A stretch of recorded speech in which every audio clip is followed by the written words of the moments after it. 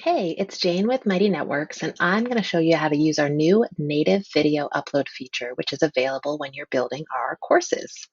So you can add a video to a course overview, to a lesson, or to a section, and it's super easy. Let's go ahead and add one to this lesson right here. I'm going to click Edit. I'm going to go in here and press the plus button, and then I get a bunch of options. I'm going to select Photo, Video, and File.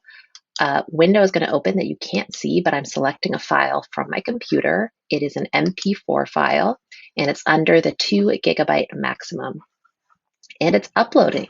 While it's uploading, you're not going to be able to save, so just hang out. I'm going to grab a cup of coffee. Let's come back when this is processed.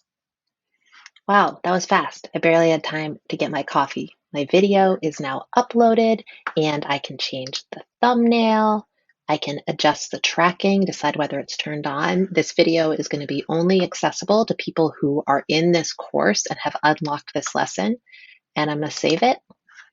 And there you go.